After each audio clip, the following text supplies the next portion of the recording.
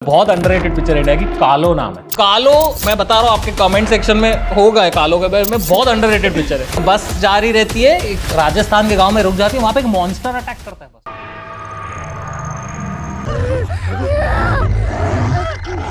कहते हैं कालो आज भी कुलभाटा में घूमती है। मैंने तुम पे भरोसा किया था। मैं डर गया था बेटा।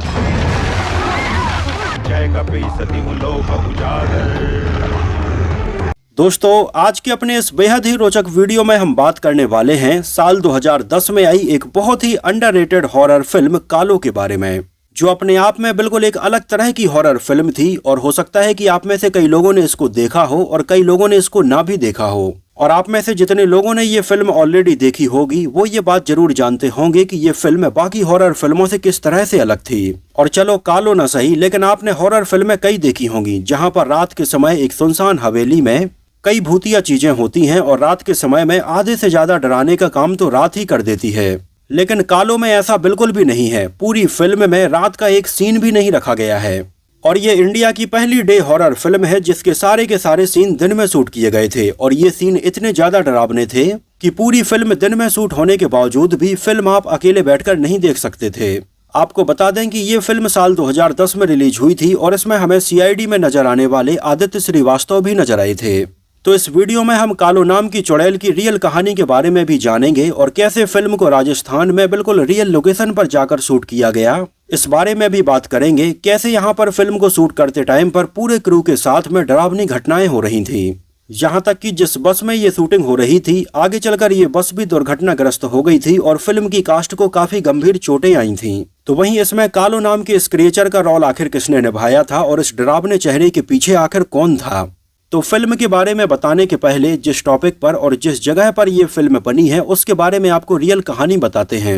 एक्चुअली राजस्थान में जैसलमेर से लगभग 18 किलोमीटर दूर कुलधरा नाम का एक गांव है, जिस गांव को आज खुद राजस्थान सरकार के द्वारा भूतिया गांव का करार दिया गया है। और रात में 6 बजे के बाद यहाँ पर कोई भी नहीं जाता है। ये दूर दूर तक वीरान और सुनसान पड़ा हुआ गाँव है जहाँ पर अब कोई रहता नहीं है, केवल घरों के खंडर बचे हुए हैं। लेकिन आज भी अगर आप यहाँ पर जाकर ये खंडर देखेंगे तो आपको समझ में आएगा कि एक समय लोग यहाँ पर रहते होंगे और कितने सारे घर बने होंगे। लेकिन आज के टाइम पर हालत ये है कि इस गांव में शाम को 6 बजे के बाद आदमी और जानवर तो छोड़ो, कोई परिंदा तक पर नहीं मारता है। हालांकि कुछ लोगों ने हिम्मत करके यहाँ पर रात में जाने की भी कोशिश की तो उनका बताना ये है कि यहाँ पर रात में उन्हें किसी के रोने की आवाजें, किसी के चलने की आवाजें और ऐसी और भी अजीबोगरीब आवाजें सुनने के लिए मिलती हैं। हालांकि बहुत साल पहले तक ये गांव बिल्कुल ऐसे ही ओपन था और कोई भी यहाँ पर रात में आ जा सकता था। लेकिन कुछ एक इंसिडेंट ऐसे हुए जिसके बाद राजस्थान सरकार ने इस गांव को अपने अंडर में ले लिया और इसको ऑफिशियली भूतिया गांव बोल दिया। अब कुलधरा का ये गांव आखिर रातों रात खाली क्यों हो गया था, इसके बारे में कई लोगों की अलग अलग मान्यताएं हैं और अलग अलग कहानियां हैं। जहां आज इस गांव के खंडर होने के पीछे साइंटिफिक रीजन ये दिया जाता है कि वहां पर पानी की कमी हो गई और लोगों को रातों रात अपने घर छोड़कर जाना पड़ा। तो वहीं रातों रात इस गांव के खंडर होने के पीछे एक और कहानी है कि राजा का एक मंत्री था, वो बहुत ही अत्याचारी था और उस मंत्री की नज़र इस गांव के प्रधान की लड़की के ऊपर थी और वो उस लड़की के साथ शादी करना चाहता था, जिसका गांव वालों ने, उस लड़की ने और लड़की के पिता प्रधान ने बहुत ज्यादा विरोध किया। लेकिन वो मंत्री ये बात मानने के लिए बिल्कुल भी तैयार नहीं था और बस इसके बाद में सारे गांव ने रातों रात यहाँ से भागने का फैसला कर लिया। लेकिन ये बात मंत्री को पता चल गई और मंत्री के आदमी तुरंत वहां पर आ गए और उन्होंने लोगों को मारना शुरू कर दिया, उनके ऊपर अत्याचार करना शुरू कर दिया। और कहा जाता है कि तब से ही प्रधान की बेटी यहाँ पर घूम रही है और यहाँ पर आने वाले लोगों को मार देती है। खैर, इसके अलावा इसी जगह से रिलेटेड कालो नाम की एक चुड़ैल की कहानी भी हमें सुनने के लिए मिलती है, जिसके बारे में ये कहा जाता है कि 18वीं शताब्दी में कालो नाम की एक चुड़ैल हुआ करती थी जो अमर होने के लिए बच्चों की बलि देती थी और गांव में रहने वाले कई बच्चों को उसने मार भी दिया था। और जब ये बात गांव वालों को पता चली तो गांव वालों ने उसको पकड़कर जिंदा जला दिया था और उसकी अस्थियों को रेगिस्तान में वहीं पर गाड़ दिया था। कहा जाता है कि तब से ही कालो की आत्मा इस गांव में भटक रही है और धीरे धीरे उसने यहाँ पर रहने वाले लोगों का जीना हराम कर दिया था और बाद में फाइनली लोगों को ये गाँव छोड़कर जाना पड़ा था। और कहा जाता है कि कालो नाम की इस चुड़ैल का आतंक आज भी इस एरिया में बिल्कुल वैसे ही फैला हुआ है। और कालो नाम की इसी चुड़ैल के ऊपर साल 2010 में कालो नाम की ये फिल्म बनाई गई थी, जिस फिल्म में कालो नाम की ये चुड़ैल हमें अदृश्य नहीं दिखाई गई है, ये हमें एक क्रिएचर के जैसा दिखाया गया है। जो बिल्कुल पूरी तरह से काला दिखता है। इसके पंख भी हैं, ये हमारे सामने भी आता है, हमें मारता भी है और इसको चोट भी लगती है।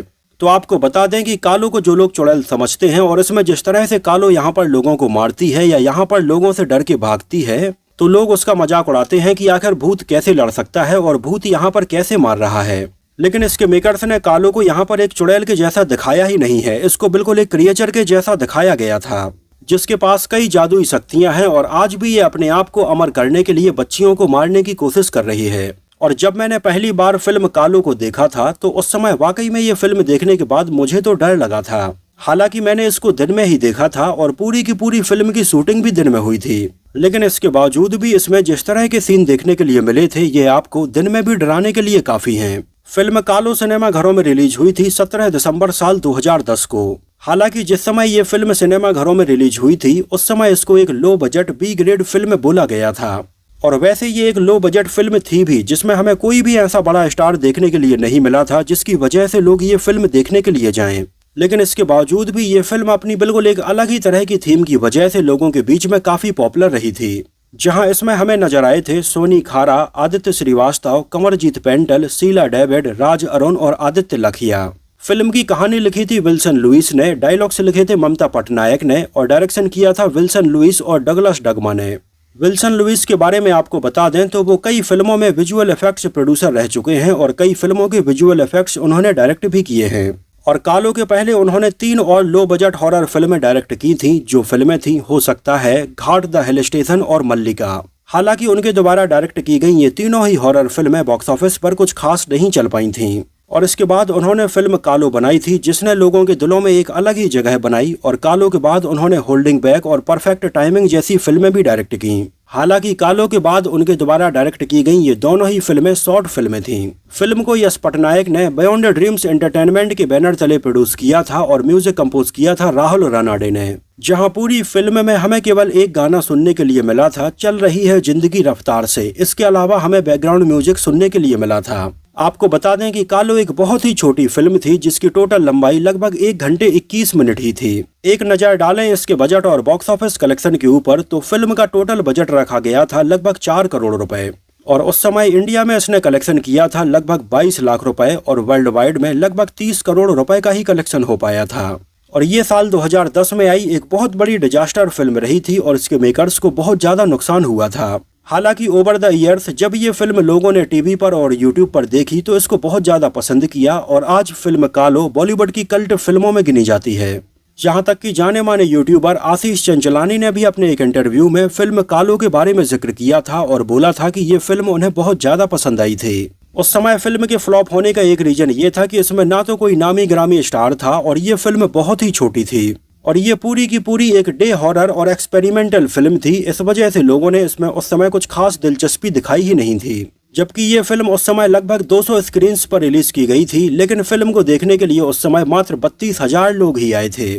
और साल 2010 में ये पैसे कमाने के मामले में 71वें नंबर पर रही थी। 2010 की अगर हाईएस्ट ग्रॉसिंग फिल्मों की बात करें तो इस साल पहले नंबर पर फिल्म रही थी दबंग, दूसरे नंबर पर थी गोलमाल 3, तीसरे नंबर पर थी राजनीति, चौथे नंबर पर थी माय नेम इज खान और 5वें नंबर पर थी हाउसफुल। और फिल्म कालो को IMDb पर 4.3 आउट ऑफ 10 रेटिंग मिली हुई है। फिल्म कालो की बेसिक कहानी राजस्थान के कुलधरा गांव में सेट की गई थी और वहीं पर इसको शूट भी किया गया था। जब डायरेक्टर विल्सन लुइस को बीच रेगिस्तान में वीरान और सुनसान पड़े हुए इस खंडर गांव के बारे में पता चला, यहाँ की कहानी के बारे में पता चला, तो उन्हें ये जगह और ये कहानी बहुत ज्यादा फैसिनेटिंग लगी और उन्होंने ये डिसाइड किया कि वो यहीं पर एक फिल्म बनाएंगे। और उस समय उनके द्वारा बनाई गई 3 हॉरर फिल्मों के जैसे ही वो अपनी अगली फिल्म भी हॉरर ही बनाना चाहते थे, जिसमें उन्होंने कालो नाम की इस चुड़ैल की कहानी को दिखाने का डिसाइड किया और ये भी सोचा कि ये कहानी वो रात की नहीं बल्कि दिन में ही सेट करेंगे। उस समय उन्होंने ये सोचा कि रात के समय लोगों को डराना और हॉरर दिखाना तो बहुत ही आसान बात है, क्योंकि भूत डराता है, सिचुएशन डरावनी होती है, लेकिन आधे से ज्यादा डराने का काम तो रात ही कर देती है। लेकिन उन्होंने ये डिसाइड किया कि हॉरर फिल्म को वो एक स्टेप और आगे बढ़ाएंगे और इसमें पूरी की पूरी डे हॉरर फिल्म शूट करेंगे, जहां रेगिस्तान की चिलचिलाती धूप और बिल्कुल खुले उजाले में लोगों को वो कैसे डरा पाएंगे, ये बहुत ही चैलेंजिंग काम था। वैसे आपको बता दें कि फिल्म कालो की इस बेसिक कहानी का आइडिया और इस तरह से इस क्रिएचर को बनाने का आइडिया उन्हें 2 हॉलीवुड फिल्में देखकर ही आया था। ये दोनों ही फिल्में थी ट्रेमर्स और जीपर्स कीपर्स 2।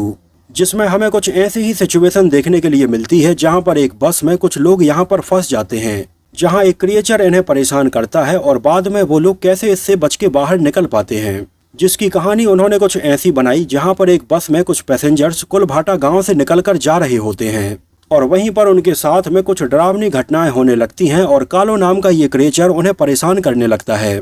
आपको बता दें कि फिल्म का बजट बहुत ही कम था और बहुत ही लिमिटेड रिसोर्सेज के साथ में इस पूरी फिल्म को रियल लोकेशन पर शूट किया गया था, जहां सीआईडी में नजर आने वाले आदित्य श्रीवास्तव को इसमें एक काफी बड़े रोल के लिए साइन किया गया था और बाकी सारे एक्टर्स बहुत ज्यादा नामी गिरामी नहीं थे।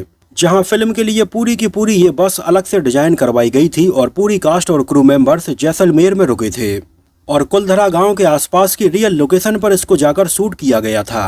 आपको बता दें कि राजस्थान की खुली धूप में जब फिल्म को शूट किया जा रहा था उस समय वहां का टेम्परेचर लगभग 45 और 46 डिग्री जा रहा था और इतने टेम्परेचर में फिल्म की पूरी कास्ट और क्रू मेंबर्स लगभग 35 दिनों तक लगातार वहां पर शूटिंग करते ही रहे थे। आपको बता दें कि इसमें बस के कई सीन शूट किए जाने थे जहां पर इस बस को कई बार तेज रफ्तार में भी दौड़ाया जाना था। तो उस समय जब एक ऐसे ही सीन को शूट किया जा रहा था तो बस थोड़ी अनकंट्रोल्ड हो गई और एक बहुत बड़ा हादसा हो गया, जहां बस जाकर एक बड़े से पत्थर से टकरा गई और इसमें बैठे हुए आदित्य श्रीवास्तव के कंधे में काफी गंभीर चोट आई थी, जहां कुछ दिनों के लिए उन्हें अपने कंधे में एक पट्टा भी बांधना पड़ा था और उस समय उनका कंधा बुरी तरह से फ्रैक्चर हो गया था। लेकिन इसके बावजूद भी उन्होंने फिल्म की शूटिंग को बहुत ज्यादा दिनों के लिए डिले नहीं किया और लगभग एक ही शेड्यूल में ये सारी शूटिंग कंप्लीट कर ली थी। उस समय इसमें काम करने वाले कई लोगों ने बताया कि जब ये फिल्म वहां पर शूट हो रही थी तो भले ही वहां पर दिन का उजाला था लेकिन पता नहीं एक अजीब टाइप का डर इन सबको लग रहा था। यहाँ तक कि फिल्म की शूटिंग के दौरान कुछ लोगों ने तो वहां पर कुछ ऐसी चीजें नोटिस की जो कि नॉर्मल नहीं थी, जहां कई बार तो उन्हें अजीबोगरीब आवाजें सुनने के लिए मिलती और कई बार वहां पर तेज आंधी चलने की वजह से जो धूल हवा में उड़ती उसमें कई बार अलग अलग तरह के डरावने स्ट्रक्चर उन्हें देखने के लिए मिलते। यहाँ तक कि पूरी फिल्म के दौरान कई बार इसमें काम करने वाले लोग बीमार भी हुए और उन्हें हॉस्पिटल भी लेकर जाना पड़ा। मतलब भले ही दिन का उजाला था लेकिन एक अलग ही तरह की नेगेटिव एनर्जी का उन्हें वहां पर एहसास होता ही रहा था। आपको बता दें कि इसमें कालो नाम का जो क्रिएचर बनाया गया था उसको बनाने के लिए बहुत ज्यादा मेहनत करनी पड़ी, बहुत ज्यादा प्रोस्थेटिक मेकअप का यूज करना पड़ा और इसके बाद भी VFX और CGI से इसमें कई इफेक्ट डालने के बाद ये फाइनली तैयार हो पाया था। जहां फिल्म में हमें कालो के कई क्लोजअप शॉट भी देखने के लिए मिलते हैं और इसका चेहरा बिल्कुल पूरी तरह से काला था। आपको बता दें कि ये पूरा का पूरा क्रिएचर VFX से नहीं बनाया गया था। कालो नाम की इस चुड़ैल को भी एक एक्टर ने प्ले किया था और उनके ऊपर ये पूरा प्रोस्थेटिक मेकअप लगाया जाता था। उनका नाम है प्रदीप काबरा। हालांकि प्रदीप काबरा कोई बहुत बड़े और नामी ग्रामी एक्टर तो नहीं थे लेकिन फिर भी आपने कई टीवी सीरियल्स में और फिल्मों में इन्हें छोटे छोटे रोल्स में जरूर देखा होगा। और भले ही आप में से कई लोग प्रदीप काबरा को उनके नाम से ना जानते हों लेकिन उनको पहचानते जरूर होंगे। तो प्रदीप काबरा को ही इसमें कालो बनाया गया था, जहां रेगिस्तान में इतनी भरी दोपहरी में भी उन्हें इतने काले कपड़े पहनाए जाते थे और घंटों शॉट रेडी होने के लिए उन्हें रेगिस्तान में इसी चिलचिलाती धूप में बैठना भी पड़ता था। और जब उनका शॉट कंप्लीट हो जाता था और वो ये कपड़े उतारते थे तो बिल्कुल पसीने में तरबतर हो जाते थे। यहाँ पर आपको बता दें कि प्रदीप काबरा के चेहरे को इतना काला दिखाने के लिए प्रोस्थेटिक मेकअप के अलावा बाद में VFX से भी एक्स्ट्रा काला किया गया था। उस समय जब फिल्म कालो बनकर तैयार हो गई तो इसको हर कहीं पर first ever day based horror film बोलकर प्रमोट किया जा रहा था, जिसने कई लोगों का ध्यान तो आकर्षित किया लेकिन बहुत ज्यादा लोग इसको सिनेमा हॉल में देखने के लिए गए ही नहीं। आज के टाइम पर फिल्म में रखे गए ये थोड़ी अलग ही तरह के स्पेशल इफेक्ट्स देखते टाइम पर कमजोर नजर जरूर आते हैं लेकिन 2010 के हिसाब से ये बहुत ही अच्छे थे। जहां रेगिस्तान में जमीन के नीचे वाले कई शॉट को डिजाइन करने के लिए एक अलग से मोटर डिजाइन की गई थी जिसमें एक पाइप निकाला गया था और यहाँ पर ये हवा बाहर फेंकता है और ऐसा लगता है कि जैसे धूल ऊपर उड़ रही है। जहां कुछ ऐसे सीन दिखाने के लिए कि कालो जमीन के अंदर ही अंदर लोगों को पकड़कर ले जा रही है, इसको दिखाने के लिए इस मोटर लगे हुए पाइप को अंदर ही अंदर एक टनल से खींचा जाता था और ये शॉट शूट किए जाते थे। हालांकि कुछ ही शॉट में VFX और स्पेशल इफेक्ट्स का यूज किया गया था, नहीं तो बाकी सारी की सारी चीजें रियल में ही तैयार की गई थीं। CID के आदित्य श्रीवास्तव की परफॉर्मेंस को लोगों ने बहुत ज्यादा पसंद किया और आपको बता दें कि ये उनके द्वारा की गई पहली फिल्म नहीं थी। आदित्य श्रीवास्तव लगभग 1994 से ही बॉलीवुड फिल्मों में काम करते आ रहे हैं और कई छोटे छोटे रोल्स वो कर चुके थे और 2010 में आई कालो के बाद भी वो हमें कई और फिल्मों में छोटे छोटे रोल्स में नजर आए हैं। लेकिन जिस तरह से कालो में उनकी परफॉर्मेंस हमें देखने के लिए मिली वो वाकई में बेहतरीन थी। और इसमें जिस लड़की को वो बचाते हैं उनका नाम है सोनी खारा, और इसके पहले वो कई और फिल्मों में बतौर चाइल्ड आर्टिस्ट नजर आ चुकी थीं, जिनमें पा और पाठशाला जैसी कई फिल्में शामिल हैं। यहाँ तक कि आगे चलकर सोनी खारा ने CID में भी काम किया था। इनके अलावा इसमें पंडित की वाइफ बनी हुई शीला शर्मा भी हमें नजर आई थी, जिन्होंने भी CID के कई एपिसोड्स में काम किया है। तो वहीं इसमें हमें आदित्य लखिया भी एक रोल में नजर आए थे, जिन्होंने फिल्म लगान में कचरा का ये रोल निभाया था। तो ओवरऑल फिल्म कालो उस समय तो मुझे काफी पसंद आई थी और मैं इसको देखते टाइम पर थोड़ी डर भी गया था। वैसे आप लोगों को ये फिल्म कैसी लगी थी और पहली बार आपने इसको कहां पर देखा था, हमें कमेंट सेक्शन में जरूर बताना। और अगर आप में से किसी ने फिल्म कालो को उस समय सिनेमा हॉल में देखा हो तो हमें अपना सिनेमा हॉल में ये फिल्म देखने का एक्सपीरियंस भी जरूर शेयर करना। साथ ही साथ सिनेमा हॉल का नाम और शहर का नाम भी जरूर बताना। तो फिलहाल के लिए इस वीडियो में इतना ही। अगर ये वीडियो आपको पसंद आया हो, मेरी मेहनत आपको पसंद आई हो, तो इसको प्लीज लाइक करके मुझे इस बात का जवाब जरूर दीजिए। तो मिलते हैं किसी नए वीडियो में कुछ और ऐसी ही इंटरेस्टिंग और रोचक बातों के साथ।